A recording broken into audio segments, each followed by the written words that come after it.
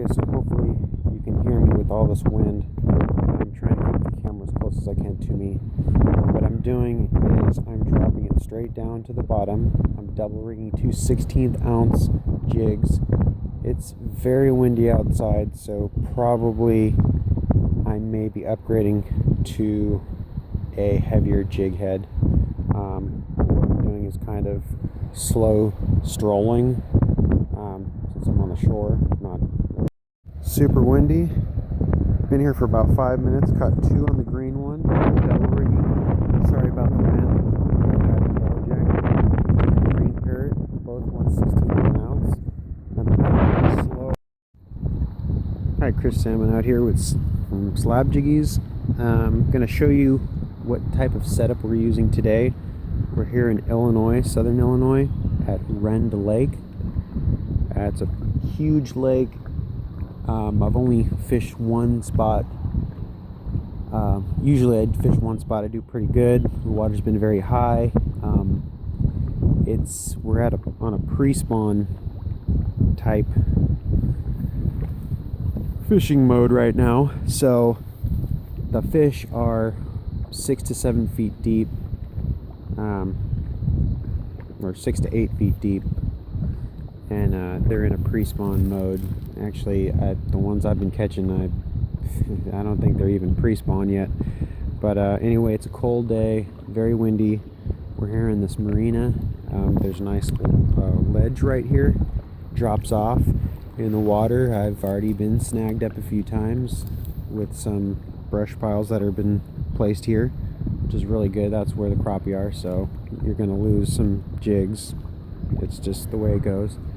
I'm using a 4-pound test. You know, I don't need to use anything heavier than that. If I break off, I break off. I lose a jig, that's just part of crappie fishing. So what I'm using is an 1/8 ounce jig head, an Angry Eyes green parrot on the bottom. So this is going to weigh this setup down, and I just got a regular knot on the bottom. So then I go up about 16 inches, and I've got a 1/16 ounce green parrot. Oh, that guy just caught one. They're all pretty small, very, very small actually, but you know, that's just how it goes with fishing sometimes, and especially with crappie because they are a small species. But the two that I've already caught, they've been on the green parrot and they've been on the bottom jig. So I was starting out with two different colors, which I always do when fishing a new lake, or even fishing a lake I do know, because crappie do change colors preferences throughout the day, and from day to day. It could be 1 minute they could be hitting black, 1 minute they could be hitting green, and 1 minute they could be hitting clear.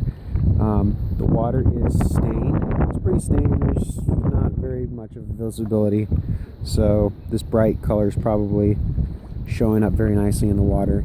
I'm tipping them with crappie niblets.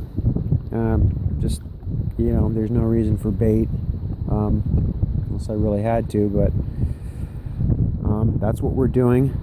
I'm sorry, let's go back to that 16th ounce jig. I used a loop knot. I don't know the term, what you want to call the knot. I don't know what the knot's actual name is, but I call it a loop knot. It's basically just a loop, and it's basically just a loop. So that's what we're using. I'm using a Phoenix iron feather 7-foot one piece, and a Daiwa Luvius 1003, and we're using 4-pound Iserline XXX in clear. You obviously don't need to use this setup for crappie fishing. This is what I use. The rod has great backbone. I've caught fish from steelhead to salmon to crappie. The tip on the rod is very sensitive, so I use that for the sensitivity. I can feel. So I came back, first cast. Look at this.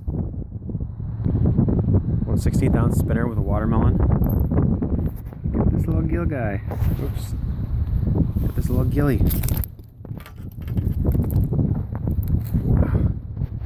There, guy.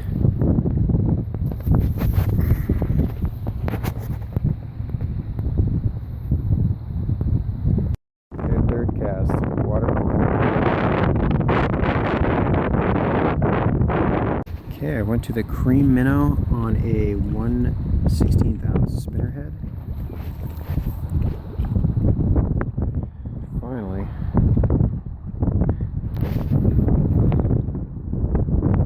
got one. Oof. Dropped him in the dirt a little bit, but we're catching early here. Awesome. Yeah, that was number 11, and I caught a pretty decent sized bluegill. I'm trying to keep it on the down low from some of these people, so it's kind of funny here. And I seen this X right here, and I've just banged two crappie off that X.